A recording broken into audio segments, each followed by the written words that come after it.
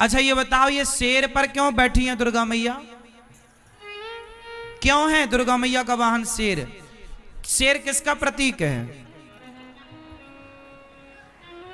शेर किसका प्रतीक है? जोर से। शेर राजा का प्रतीक है, जंगल का राजा है शेर। शेर कौन है? जोर से। राजा। शेर कौन है? राजा। इसलिए जो राजा महाराजा होते हैं ना, वो अपनी सिंहासन पर शेर, उनके सिंहासन के पास शेर की प्रतिमा होती है। तो दुर्गा मैया शेर पर सवार हैं, शेर राजा का प्रतीक है। अब दुर्गा मैया शेर पर क्यों चढ़ी हैं और क्या मैसेज दे रही हैं? दुर्गा मैया का हाथ, दुर्गा मैया के हाथ कितने हैं? जोर से। 8। दुर्गा मैया कहती हैं 8 हाथ हैं मेरे, और 8 हाथ तब होते हैं जब 4 लोग खड़े हों। आप कितने लोग हैं? आप कितने लोग हैं? हिंदू कितने लोग हैं? हम सब 4 लोग हैं। हम सब कितने लोग हैं? 4। ब्राह्मण, क्षत्रिय, वैश्य और शूद्र। हम कितने भाई हैं? हम कितने भाई हैं? 4। ब्राह्मण, क्षत्रिय, वैश्य और ये चारों भाइयों के हाथ कितने हुए? 8। दुर्गा मैया कहती हैं कि तुम चारों यदि संगठित रहोगे तो दुनिया का कोई भी तुम्हारी तरफ देख ना पाएगा, तुम राजा बनकर सारी दुनिया पर राज्य करोगे। इसलिए दुर्गा मैया शेर पर सवार हैं। यदि तुम संगठित रहे तो तुम राजा रहोगे, और यदि तुम संगठित नहीं रहे तो तुम गुलाम हो जाओगे। और यही हुआ कि ब्राह्मण, क्षत्रिय, वैश्य, शूद्र आपस में लड़े। फूट डालो शासन करो की नीति अंग्रेजों ने अपनाई। हम देशवासियों को 700 साल तक गुलाम बनाए रखा। 500 साल मुगलों ने, 200 साल अंग्रेजों ने। हाँ या ना? यदि तुम संगठित होते तो क्या मजाल की कोई तुम पर आक्रमण करता? हाँ या ना? इसलिए संगठित होना जरूरी है। और दुर्गा मैया शेर पर सवार होकर मैसेज दे रही हैं कि तुम संगठित होगे तो राजा की तरह रहोगे, राजा बन के रहोगे। लेकिन आपको तो लड़ना है आपस में। जातवाद का जहर कुछ लोग घोलते रहते हैं। हमारी सारी देवी देवता जो वाहन है उसका एक अलग ही कारण है, लेकिन आप पता नहीं उस कारण तक पहुंचते हैं नहीं पहुंचते, समझते हैं नहीं समझते।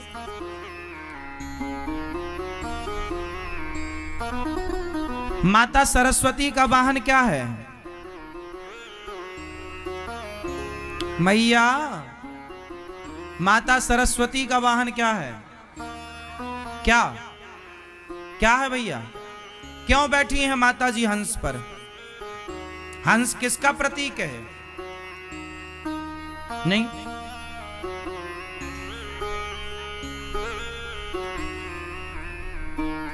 हंस का स्वभाव होता है कि वो दूध और पानी मिक्स करके रखने से वो दूध पीता है और पानी छोड़ देता है। तो हंस किसका प्रतीक हुआ? सार को ग्रहण करने का प्रतीक हंस है। सार सार को गही लहे, थोथा दे उड़ाए। तो हंस जो है वो दूध पीता है, पानी छोड़ देता है। तो सरस्वती मां बैठ गई हंस पर, समाज को मैसेज दिया कि विद्या वही सफल है, बुद्धिमान वही है जो सार सार को ग्रहण कर ले, असार को छोड़ दे। विद्वान वही है जो सार को ग्रहण करे। मेरी अच्छाइयां ग्रहण कर लो, मेरी बुराइयां छोड़ दो। लेकिन जमाना अच्छाइयां कम ग्रहण करता है, बुराइयां पूरी।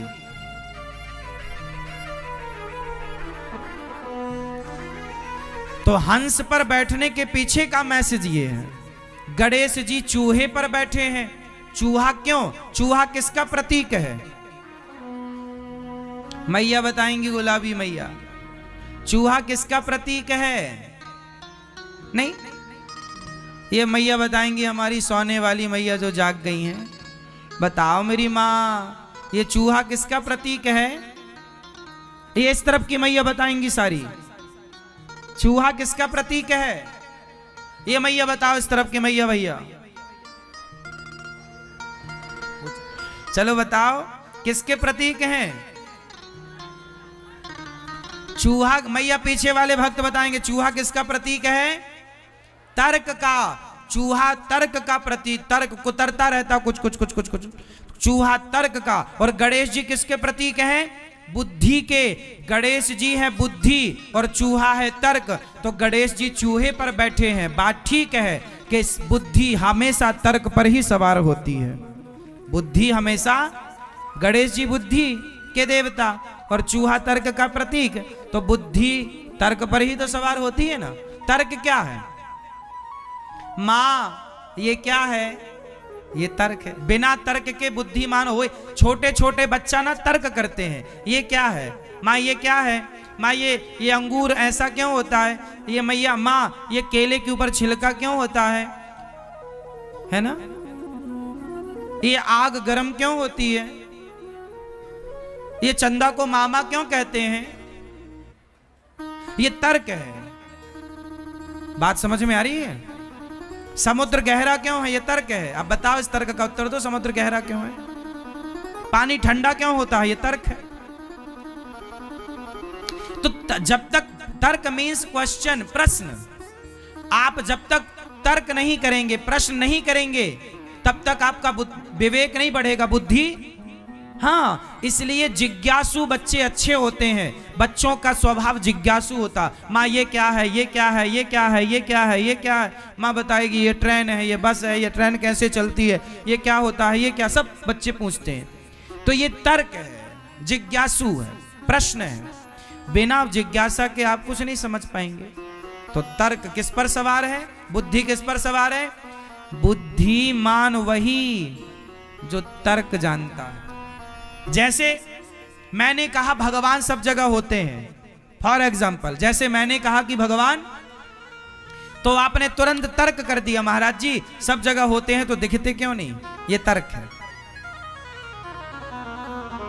अब जैसे आपने तर्क दिया कि भगवान सब जगह होते हैं, आपने कहा भगवान सब जगह होते हैं, दिखते क्यों नहीं?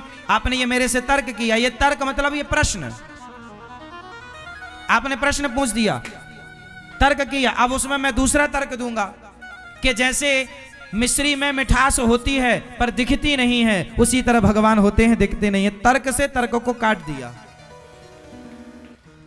जैसे लोहे से लोहा कटता है, ऐसे ही तर्क से तर्क कटता है। ये तर्क शास्त्र होता है मेरी माँ, इसकी पढ़ाइयां होती हैं। इतने जल्दी तुम्हारी खोपड़ी में सब चीजें ना घुसेंगी, पर फिर भी हम तुम्हें समझा रहे हैं जितना तुम समझ पाओ। इसका बहुत पढ़ाई करनी पड़ती है, समझना पड़ता है चीजों को। तार्किक व्यक्ति भी बुद्धिमान होते हैं, बिना तर्क के व्यक्ति बुद्धिमान हो ही नहीं सकता। इसलिए बच्चों को तर्क करना। आजकल के बच्चे ना माँ बाप से कुछ पूछते हैं, माँ ये भगवान है तो दिखते क्यों नहीं, ऐसा क्यों? तो माँ अरे चुप रह, चुप रह, ये तुम्हारी माँ ना तुम्हारी बुद्धि का विकास नहीं होने दे रही है। हर जगह बच्चों को चुप ना कराया करो। बच्चे प्रश्न कर रहे हैं मतलब बच्चे अच्छे हैं। जो प्रश्न नहीं कर रहा वो बोदा है, बोदा।